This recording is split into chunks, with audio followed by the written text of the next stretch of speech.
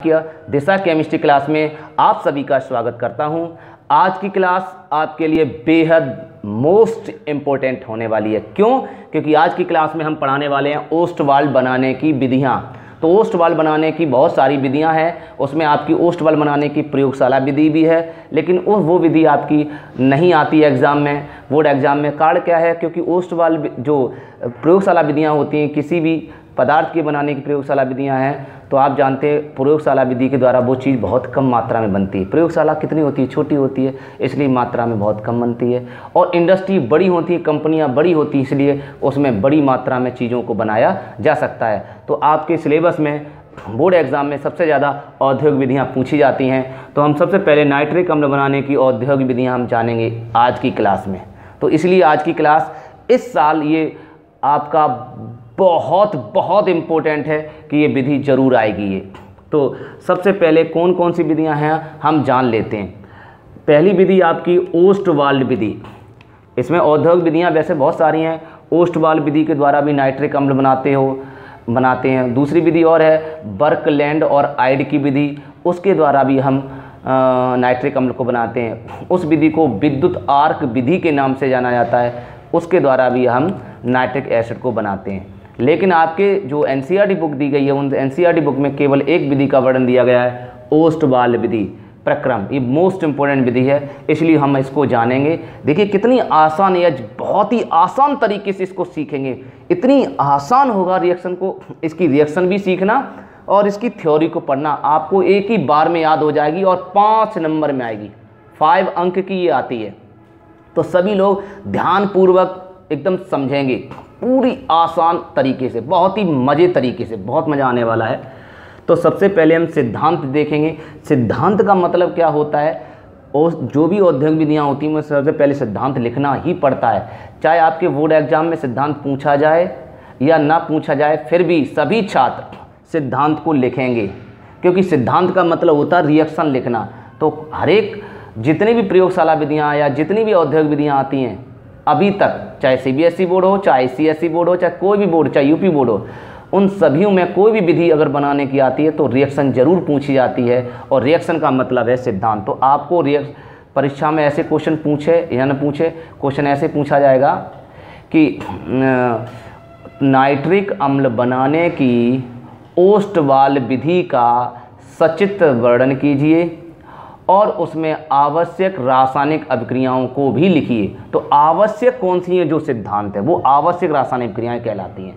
ठीक है, तो वो आवश्यकता होती है, अर्थात वो रिएक्शन आपको लिखनी पड़ेंगी, चाहे पूछा या ना पूछे। हो सकता है जिन्हें के आवश्यक रासायनिक क्रियाएं लिखिए, फिर भी आपको रिएक्शन जरूर लिखनी है। ठीक है, चित्र आप बनाओ चाहे मत बनाओ, चित्र पूछे तो बनाना, ना पूछे तो मत बनाना। चित्र आपके ऊपर है। चित्र अगर क्वेश्चन कहे चित्र सहित वर्णन करो तो चित्र बनाना, डायग्राम बनाना। अगर डायग्राम बनाने को ना कहे तो आप डायग्राम नहीं बनाना, लेकिन रिएक्शन तो आपको लिखनी है, चाहे पूछे अथवा ना पूछे, तो आपके मार्क्स अच्छे आएंगे। मेरी बात समझना। तो देखिए क्या है, तो अगर ओस्टवाल्ड विधि के द्वारा बनाते हैं तो सिद्धांत का मतलब है आप इसमें क्या क्या चीज़ें लेंगे, क्या क्या यौगिक लेंगे, कौन कौन से यौगिक लेंगे जिनकी सहायता से हम नाइट्रिक एसिड को बना पाएंगे। तो सबसे पहले लेना पड़ता आपको अमोनिया, ये आपको याद रखना पड़ेगा। और आपको लेनी पड़ती है वायु, ये भी याद रखना पड़ेगा। अगर हम अमोनिया को वायु के साथ क्या कर दें, पीटी उत्प्रेरक, पीटी फॉर प्लेटिनम उत्प्रेरक पर 800 डिग्री सेंटीग्रेड ताप, 800 से 850 भी हो सकता है, नो प्रॉब्लम, 800 से 850 डिग्री सेंटीग्रेड ताप भी ले सकते हो। अगर इसको केल्विन में चेंज करें तो लगभग 1075 केल्विन हो जाता है। तो 1075 केल्विन ताप पर अगर हम गर्म कर देते हैं तो सबसे पहले इन दोनों के संयोग माने जोड़ से आपको याद रखना पड़ेगा, इन दोनों के संयोग से NO गैस बनेगी, रिलीज हो जाएगी, नाइट्रिक ऑक्साइड बनेगा। NO गैस बनने के बाद एक नया प्रोडक्ट और बनेगा। क्या बनेगा? N और O के मिलने से NO बन जाता है और H बचता है, H और O के मिलने से H2O बन जाता है। ये नया पदार्थ बनता है जिसका नाम है जल। तो ये 2 चीज़ें बनती हैं, आपको ध्यान रखनी पड़ेंगी। इसका नाम है आपका नाइट्रिक ऑक्साइड। ये नाइट्रिक ऑक्साइड गैस रिलीज होती है थोड़ी देर के लिए, फिर ये नाइट्रिक ऑक्साइड गैस यही नाइट्रिक ऑक्साइड गैस दोबारा से ऑक्सीजन से क्रिया कर जाती है, वायु से क्रिया कर जाती है और ऑक्सीकृत हो जाती है। ओ से क्रिया का मतलब होना है ऑक्सीकृत होना, एच से क्रिया का मतलब है अपचयित होना। एच से क्रिया कराए तो अपचयित होना, ओ से क्रिया कराए तो ऑक्सीकृत होना। तो ऑक्सीकृत हो जाएगी और ऑक्सीकृत होकर किस में बदल जाएगी, NO2 में बदल जाएगी। ठीक है, इसको बैलेंस बाद में करना, NO2 में बदल जाएगी। फिर यही NO2, फिर इसी NO2 में आप जल मिला लेंगे, इसी NO2 में आप क्या मिला लेंगे, जल। और जैसे इस नाइट्रोजन डाइऑक्साइड, ये नाइट्रोजन डाइऑक्साइड है, इसका नाम नाइट्रोजन डाई माने क्या होता है, दो। इसका नाम नाइट्रोजन मोनो माने एक होता है, इसका नाम दूसरा नाम हो सकता है नाइट्रोजन मोनो ऑक्साइड। ऐसे इसका नाम nitrogen, N for nitrogen, di माने दो, O for oxide, nitrogen dioxide, इसलिए इसका नाम नाइट्रोजन डाइऑक्साइड रखा जा सकता है। ठीक है। अच्छा, जब इसमें जल मिला लेते हैं, जैसे ही NO2 में जल मिलाते हैं तो क्या होता है, ये O इसके साथ चिपक जाता, O3 बनाता है। क्या बनाता, O3 बन के आपका HNO3 बन जाता है, नाइट्रिक अम्ल का निर्माण होता है। ये थोड़ा ध्यान रखना पड़ेगा। और NO गैस फिर जैसी है वैसी रिलीज। गैस का निशान बेटा, कभी भी गैस अगर हो, उस गैस को ऐसे प्रदर्शित किया जाता है। क्यों, क्योंकि गैसें हमेशा ऊपर की ओर उठती हैं, इसलिए हम तीर के द्वारा प्रदर्शित कर सकते हैं अगर करना चाहो तो। ना करना चाहते तो मत करो, नो प्रॉब्लम, लेकिन आप कर दोगे तो आपके भी समझ में आ जाएगा। इसका नाम क्या है, नाइट्रिक अम्ल। तो ये लिक्विड है नाइट्रिक अम्ल, तो नाइट्रिक अम्ल बन जाता है। आया समझ में। नाइट्रिक अम्ल कैसे बना सकते हैं, नाइट्रिक अम्ल में अगर हम नाइट्रोजन डाइऑक्साइड में अगर हम जल मिला देंगे तो नाइट्रिक अम्ल का निर्माण हो जाएगा। ये कितनी आसान रिएक्शन है, इन रिएक्शनों को आप सीख लीजिए, कितनी आसानी से रिएक्शन बन जाती है। आप देखिए, सबसे पहले क्या बनेगा, आपका NO बनेगा। क्या बनेगा, N और O आपस में अगर मिलेंगे, N और O दोनों आपस में मिलेंगे तो सबसे पहले बनाएंगे NO। याद रखना, एक N एक O, NO। फिर उसके बाद फिर O एक और मिल जाएगा, एक और O मिल जाएगा इसके पास, तो बनाएगा NO2। समझ गए बेटा, देखो NO2 बन गया। उसके बाद फिर एक और O मिल जाएगा, एक और मिल जाएगा, फिर आपका बनाएगा NO3। तो देखिए NO3 बन गया। आप देख रहे हो, जैसे ही NO3 बन जाता है इस पर एक माइनस, ये आपको ध्यान रखना पड़ेगा। इस पर माइनस नहीं रहता। नाइट्रोजन डाइऑक्साइड गैस है, ये उदासीन गैस है, इस पर कोई चार्ज नहीं होता। ये भी उदासीन गैस है, इस पर कोई चार्ज नहीं होता। लेकिन जैसे ही वो एक्स्ट्रा जुड़ जाता है, लास्ट वाली कंडीशन, तो इस पर माइनस चार्ज आ जाता है। ये थोड़ा ध्यान रखना पड़ेगा। ठीक है, मैंने इसका कार्ड भी आपको बताया क्यों माइनस आ जाता है। ये आप हमारे जो प्लेलिस्ट है उस प्लेलिस्ट में जाकर आ गया केमिस्ट्री का ब्रह्मास्त्र, ये टॉपिक है, उसमें देख लेना। और नहीं तो मैं आई बटन में इसका लिंक दे दूंगा, आई बटन में। ठीक है, बाई चांस आई बटन में लिंक देने का मुझे ध्यान नहीं रहा है तो आप प्लेलिस्ट में देख लेना। ठीक है, क्योंकि मेरे पास समय नहीं रहता है, इसलिए बेटा आई बटन में हो सकता है दे ना पाएँ, तो आप देख लेना। तो ये माइनस क्यों आ जाता है वो भी हम आप उसमें कारण बता चुके हैं। तो अभी मान लीजिए माइनस, और जैसे ही माइनस आ जाएगा तो माइनस से हमेशा H चिपकता, क्यों, क्योंकि H के ऊपर प्लस होता है। प्लस और माइनस एक दूसरे के साथ चिपक जाएंगे, और जब चिपक जाएंगे तो प्लस माइनस खत्म हो जाएगा, तो क्या बन जाएगा, HNO3। तो इसलिए HNO3 बन जाता। आप देख रहे हैं NO2 और HNO3, कितनी आसान है रिएक्शनों को करना। हो गया।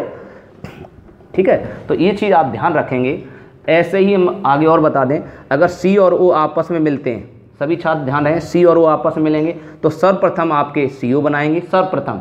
उसके बाद फिर CO2 बनाएंगे, CO2 के बाद फिर आपका CO3 बना लेंगे, और CO3 पे दो नेगेटिव आते हैं। देखिए, अब देखिए, अब बेटा मैं आपको ये मैंने बताया, उसमें NO3 आया था, उस पर एक माइनस आया, लेकिन इसमें CO3 है तो सेम, O3 यहाँ भी, O3 यहाँ भी, यहाँ C है और यहाँ N है, बस इतना फर्क है। लेकिन इसमें -2 आया, इसमें -1 आया। ये मैंने आपको ब्रह्मास्त्र वाले सूत्र में इसको सिखा दिया, यहाँ आपको नहीं सिखा सकते क्योंकि ये छोटे स्तर की चीज़ है, छोटे क्लास की, 9th क्लास की चीज़ है, इसलिए हम आपको नहीं सिखा सकते। ये आपको एक्स्ट्रा क्लास में आप सीखना, उसमें देख लेना, ब्रह्मास्त्र वाले प्लेलिस्ट में जाकर देख लेना। ठीक है, अलग से डला हुआ है, पीले कलर में, येलो कलर में होगा ब्रह्मास्त्र, हमारा केमिस्ट्री का ब्रह्मास्त्र है वो, उससे हम ये बनाना सिखा देते हैं। तो आपने समझ लिया किस तरह से रिएक्शन होती हैं। तो सबसे पहले अगर C और O क्रिया करेंगे, CO बनाएंगे, फिर CO2, फिर CO3, और जैसे CO3 बनाएंगे, अब CO3 अगर बन जाता है कभी भी तो CO3 से क्या चिपक जाता है, H। याद रखना, CO3 से क्या चिपक जाएगा, H। तो H कितने चिपकेंगे, यहाँ 2 माइनस हैं और H पर तो 1 प्लस होता है, तो H पर 1 प्लस है तो H को 2 H होने पड़ेंगे, तब 2 प्लस आएगा। देखो, जितने माइनस होते हैं उतने ही प्लस होने पड़ते हैं। ये नियम होता है, जितने माइनस होंगे उतने ही प्लस होंगे, तभी ये कंपाउंड बन सकता, वरना नहीं। इसलिए ये H कितने हो जाएंगे 2, तो आपका ये बन जाएगा H2CO3। क्या बनेगा? और H2CO3 बन जाएगा, उदासीन हो जाएगा। तो इसका मतलब यहाँ बनेगा इन दोनों के संयोग से H2CO3 बनेगा। ओके, या तो ऐसे समझ सकते हैं, इन दोनों की इसकी वैलेंसी 2 हो गई, इसकी वैलेंसी 1 होती है। या तो ऐसे रिएक्शन करा सकते हो, ऐसे भी मैंने सिखाया है बनाना। इसके 2 इसके पैरों पर आ जाएंगे, इसका 1 यहाँ आ जाएगा। 1 लिखा, 1 या 3, 1 सा कोई मतलब नहीं, और 2 1 2। और जब नीचे आते हैं तो प्लस, ये माइनस चिन्ह यहाँ नहीं लिखते, तो आपका बन गया H2CO3। तो ये H2CO3 बन जाता है। ठीक है, ये सब कुछ मैंने सिखाया उसमें, आप देख लेना। तो कितनी आसान है रिएक्शन को करना। रिएक्शन कैसे क्या क्या बनेगा वो भी हम जान लेते हैं, थोड़ा सा धैर्य करके आराम से सीख लेते हैं। ओके, अब इसको बैलेंस कर लेते हैं। बैलेंस करना भी आप सीख लीजिए। इसको बैलेंस करना हम अभी आपको ऐसे ही डायरेक्ट कर लेते हैं, आगे हम बैलेंस करना भी सिखाएंगे। ठीक है, अभी हम डायरेक्ट बैलेंस कर दे रहे हैं आपको। 4NH3 plus 5NO2, 4NO plus आपका हो जाएगा 3 दूनी 6, 6H2, 4 तिया 12, 4 तिया 12, 6 दूनी 12, 6H2। ऐसे ही 2 यहाँ 2, ऐसे यहाँ 3, यहाँ आपका आ जाएगा 2HNO3, यहाँ आ जाएगा NO। ठीक है, अभी आप डायरेक्ट बैलेंस करना ही सीख लो, आगे हम आपको बैलेंस करना भी सिखा देंगे। धीरे धीरे धैर्य रखिए, सब कुछ सिखा देंगे। अब इसकी थ्योरी कैसे बनाएंगे, कितना आसान है थ्योरी बनाना। सुनिए बेटा, सभी छात्र ध्यान दें। सिद्धांत में कैसे लिखेंगे? ओस्टवाल विधि के प्रक्रम में। क्या है बेटा ओस्टवाल विधि का प्रक्रम? सिद्धांत। देखिए, जब यहाँ से जब लगाएंगे आगे, जब अमोनिया और वायु के मिश्रण को PT उत्प्रेरक पर 875 केल्विन ताप पर अभिकृत करते हैं या फिर गर्म करते हैं, तो पहले NO गैस बनती है और जल बनता है। यह NO गैस ऑक्सीकृत होकर, मतलब दोबारा O से क्रिया करके NO2 में बदल जाती है। फिर ये इस NO2 में जल मिलाकर नाइट्रिक अम्ल प्राप्त कर लेते हैं। ऐसे थ्योरी लिखेंगे। तो थ्योरी लिखने का तरीका समझ में आया? सभी लोग एक बार ध्यान दें, एक बार और, जिससे कि आप वीडियो को रोक रोक के आप इसकी थ्योरी लिख सकते हैं। कैसे? अमोनिया को वायु के साथ PT उत्प्रेरक की उपस्थिति में 1075 केल्विन ताप पर, दोनों में से एक लिखते हैं, ताप पर गर्म करते हैं, तो पहले NO गैस बनती है जो ऑक्सीकृत होकर NO2 में बदल जाती है। फिर NO2 में जल मिलाकर नाइट्रिक अम्ल प्राप्त कर लेते हैं। बस इतनी ही लिखनी थ्योरी। अब आप नोट कर लो। थ्योरी लिखने के बाद इसको नोट कर लेते, तो आप सभी लोग नोट कर लें, स्क्रीनशॉट ले लिया करो। स्क्रीनशॉट ले लीजिए, हो गया। चलिए अब इसका हम डायग्राम बनाते हैं। ओके, स्क्रीनशॉट हो गया। चलिए, ये बैलेंस करना भी हम सिखा देंगे, धैर्य रखिए, सब कुछ आ जाएगा। अब हम इसका डायग्राम बनाते हैं, जिससे आपकी थ्योरी लिखने में बहुत आसानी होगी। मेरी ट्रिक से अगर आप पढ़ते हो तो आपको केमिस्ट्री इतनी इजी लगेगी, आप सोच भी नहीं सकते। बहुत आसान है केमिस्ट्री को सीखना। तो इस डायग्राम आपको ध्यान रखना पड़ेगा। ये आपका कैटालिस्ट चैम्बर है, इसको कहते हैं उत्प्रेरक कक्ष। क्या बोलते हैं? कैटालिस्ट चैम्बर, अर्थात उत्प्रेरक कक्ष के नाम से इसको जानते हैं।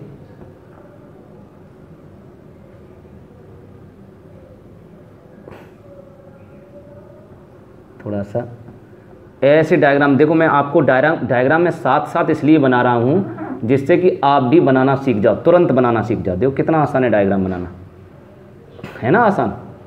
बस बन गया बेटा। और आप किताब से बनाओगे तो आपको टाइम लगेगा, और टाइम लगेगा तो आप जानते हो, अगर डायग्राम में टाइम ज़्यादा लगाते हो तो आपका पेपर छूट सकता है। इसलिए डायग्राम में ऐसा डायग्राम आपको बनाना है जिससे आपका टाइम की बचत हो। इसमें आपका जल भरा हुआ है, ठीक है। ये जल ऊपर से टपक रहा है, यहाँ छेद कर दिया, ये आपका टपक रहा है। ये कहाँ से टपक रहा है? ये क्वार्टज के टुकड़े भरे हुए वहाँ पर टपक रहा है। क्या भरे हुए हैं? क्वार्टज के टुकड़े, ठीक है। क्वार्टज के इसमें टुकड़े भर दिए, क्वार्टज SiO2, सूत्र होता है क्वार्टज का SiO2। सिलिकॉन डाइऑक्साइड जैसा, जो सिलिकॉन डाइऑक्साइड एक तरह का मिट्टी ही है, मिट्टी और रेत का सूत्र भी SiO2 ही होता है, लेकिन उस मिट्टी को हम ज़्यादा देर तक तपा देते हैं, गर्म कर देते हैं तो ठोस अवस्था में प्राप्त हो जाता है, पत्थर बन जाता है, तब उस पत्थर को ही हम क्वार्टज कहते हैं। क्या बोलते हैं? क्वार्टज। तो ये क्वार्टज है, क्वार्टज। बेटा यहाँ लिख लो, इसको इधर लिख लो, वहाँ दिखाई नहीं दे रहा हो तो क्वार्टज के टुकड़े। हो सकता है मेरा राइटिंग आपको ना समझ में आ रहा हो, आप समझ लेना बेटा, हम बोल बोल के लिखा रहे इसीलिए ये जल लिखा है बेटा, आप क्या करें, ठीक है। और ये जो आपका है इसको कहते हैं उत्प्रेरक कक्ष, ठीक है, कैटालिस्ट चैम्बर। और ये आपका है ऑक्सीकारक कक्ष, ठीक है, ऑक्सीडाइजिंग चैम्बर। और इसको कहते हैं अवशोषण कक्ष, एब्जॉर्प्शन चैम्बर, ठीक है, इसी का ध्यान रखें। अब इसके अंदर क्या खास है, इसके अंदर जो जालियां लगी हुई हैं ये पीटी की जालियां हैं। किसकी जालियां हैं? प्लेटिनम की जालियां हैं। जो अभी उत्प्रेरक बिछा रहे थे इसमें, वो उत्प्रेरक लगा रहे हैं, वो पीटी की जालियां हैं इसके अंदर, पीटी की जालियां हैं। और लेकिन ये जालियां बहुत ही गर्म हैं, इन जालियों का ताप है, इन जालियों का ताप कितना है? इन जालियों का ताप की बात करें, इन जालियों का ताप जो है वो लगभग 1075 केल्विन है, अभी बताया था केल्विन, या हम 800 डिग्री सेंटीग्रेड बोल सकते हैं, ठीक है। अब आपकी थ्योरी समझते हैं, तो थ्योरी कैसे लिखेंगे देखिए, तो सभी लोग ध्यान रखें। अब इसकी भाषा को लिखना इतना ईजी है, इतना ईजी कि आप सोच नहीं सकते। टेक्निक क्या है, वैसे आप डायग्राम बनाना सीख लीजिए, बिना देखे आप डायग्राम कैसे बनाएंगे ऐसे बनाना लीजिए। अब मेरी बात समझना, अब रिएक्शन थ्योरी लिखेंगे कैसे, थ्योरी लिखने का तरीका सुनिए। सर्वप्रथम मैं उत्प्रेरक कक्ष की बात करूँ तो सबसे पहले यहाँ भेजेंगे किसको? अमोनिया और वायु को। तो सुनिए, इस विधि हेडिंग डालेंगे, विधि डायग्राम बना के फिर विधि डालेंगे। डायग्राम पहले नोट कर बना लो, उसके बाद विधि डालेंगे, विधि डालिए। अब विधि या प्रक्रम एक ही बात है। अब लिखेंगे कैसे सुनिए, पहले लिखना बाद में, पहले मेरी बात सुनिए। इस प्रक्रम में अमोनिया और वायु के मिश्रण को उत्प्रेरक कक्ष में प्रवाहित कर देते हैं, प्रवाहित कर देते हैं। इस कक्ष में पीटी की जालियां लगी रहती हैं और इन जालियों का ताप 1075 केल्विन होता है। समझ में आ रहा? तो पहले नंबर मैंने इसको बोला, मैं ट्रिक, आप लोग बोर्ड एग्जाम में ये नंबर 1 नंबर 2 मत देना, लेकिन अभी आप नंबर डाल लोगे तो आपकी भाषा समझ में आ जाएगी, आपको बनाना समझ में। आप लोग रटो ना, रटने की प्रक्रिया न मत डालिए, आप भाषा को बनाना सीखिए। क्योंकि भाषा बना, भाई जितनी भी बुक्स बनी हैं, जितने भी बुक्स हैं, जितने भी राइटर हैं, उन्होंने अपनी अपनी तो भाषा बनाई होगी। ऐसा नहीं है कि भाषा ऊपर आम के पेड़ से टपक गई होगी या आसमान से लटक गई होगी, ऐसा तो कुछ नहीं है। आपको भाषा बनाना ही पड़ता है, इसलिए आप भी भाषा को बनाना सीखें, आप भी भाषा को प्रिपेयर करना सीखेंगे। अगर आप अपनी भाषा बना के लिख के आते हो तो मार्क्स अच्छे रहते हैं, और जो बच्चा किताब की भाषा लिख के आता है, वो रट के परिभाषा लिख के आता है, उसके मार्क्स कम रहते हैं। इसीलिए जो होशियार बच्चे हैं वो रट के जाते हैं, उनके नंबर कम होते हैं, और जो कमज़ोर बालक हैं वे अपनी भाषा को उल्टा सीधा करके बना के आते हैं, उनके नंबर ज़्यादा आते हैं। यही कारण है। तो इसलिए आप भाषा को बनाना सीखें, रटना ना सीखें। तो नंबर 1 इसको डालेंगे, फिर नंबर 2 आप इसको डालेंगे, क्योंकि मैंने नंबर 1 इसको बोला था, फिर नंबर 2 इसको, फिर नंबर 3 इसको बोला था, उसके नंबर 4 इसको बोला था। देखिए समझ में आ रहा है? तो क्या बोलेंगे फिर एक बार समझ लेते हैं जल्दी से, कि अमोनिया और वायु के मिश्रण को उत्प्रेरक कक्ष में प्रवाहित कर देते हैं। इस कक्ष में 2 के बाद तीसरा यही बोलेंगे, इस कक्ष में पीटी की जालियां लगी रहती हैं। अब चौथा नंबर इसको बोलेंगे, पीटी की जालियां लगी रहती हैं। इन जालियों का ताप, जालियों का ताप ही तो है, जालियों का ताप, इन जालियों का ताप 1075 केल्विन होता है। ठीक, इसी ताप पर ये दोनों, कौन दोनों? NH3 और O2, इसी ताप पर ये दोनों आपस में क्रिया करके, ये दोनों इसी ताप पर अमोनिया और O2 आपस में क्रिया करके क्या बनाते हैं, एनओ गैस बनाती है। इन दोनों से पहले एनओ गैस बनती है, अभी बताया था। तो आपस में क्रिया करके एनओ गैस बनाते हैं। फिर इस एनओ गैस को किस में प्रवाहित कर देते हैं, ऑक्सीकारक कक्ष। तो चौथे के बाद पांचवा ये होगा, एनओ गैस बनाते हैं। पांचवें के बाद इस एनओ गैस को ऑक्सीकारक कक्ष में भेज देते हैं। एनओ गैस बनाते हैं जिसे ऑक्सीकारक कक्ष में भेज देते हैं। इसमें यह एनओ, कौन सी एनओ, एनओ गैस, इसमें है एनओ गैस O2 के द्वारा क्रिया करके NO2 में बदल जाती है, अर्थात ऑक्सीकृत हो जाती है। 2NO लिखा बेटा मैंने, थोड़ी सी आप सीधा लिख लेना, 2NO + O2 = 2NO2, ठीक है। ये NO लिखा है, आप लोग और कुछ में समझना। तो क्या है, ऑक्सीकारक कक्ष में भेज देते हैं जिसमें यह एनओ गैस, जिसमें यह O2 से क्रिया करके NO2 में बदल जाती है। फिर इस NO2 को अब NO2 आ गई, फिर इस NO2 को अवशोषण कक्ष में प्रवाहित कर देते हैं, जिस कक्ष में क्वार्टज के टुकड़ों के ऊपर जल टपकता रहता है। क्या टपकता रहता है, जल टपकता रहता है। इस जल को ये पी लेती है, भाई गैस है तो जल को अवशोषित कर लेगी। इस टपकते हुए जल को ये NO2 गैस अवशोषित करके नाइट्रिक अम्ल बना लेती है। क्या बनाती है, नाइट्रिक अम्ल। HNO, देखो O2 और एक O3 हो गया, O2 O2 और एक O3, तो O3 बन गया। तो ये नाइट्रिक अम्ल अर्थात HNO3 बना लेती है, जिसे निचले द्वार से बाहर निकाल लेते हैं। तो थ्योरी आपके समझ में आ गई, बहुत आसानी से लिख पाएंगे, पूरी तरह से क्लियर हो गया। तो आप लोग एक बार और सीख लीजिए, एक बार समझा देते हैं, जिससे कि थ्योरी आप बनाना सीख जाएंगे। इस प्रक्रम में अमोनिया और वायु के मिश्रण को उत्प्रेरक कक्ष में प्रवाहित कर देते हैं। इस कक्ष में पीटी की जालियां लगी रहती हैं। इन जालियों का ताप 1075 केल्विन होता है। इस ताप पर ये एनओ गैस बनती है, ये दोनों आपस में क्रिया करके एनओ गैस बनाते हैं। फिर इस एनओ गैस को ऑक्सीकारक कक्ष में भेज देते हैं, जहां यह O2 के क्रिया करके NO2 में बदल जाती है। फिर इस NO2 गैस को अवशोषण कक्ष में भेज देते हैं, जहां क्वार्टज के टुकड़ों के ऊपर जल टपकता रहता है। इस टपकते हुए जल को यह गैस अवशोषित कर लेती है और नाइट्रिक अम्ल बनाती है, जिसे निचले द्वार से बाहर निकाल लिया जाता है। पूरी बात समझ में आ गई। तो आज की क्लास आपको कैसी लगी है, तो वीडियो को ज़रूर कमेंट करें, लाइक करें और शेयर भी किया करें, ताकि और बच्चे भी इस वीडियो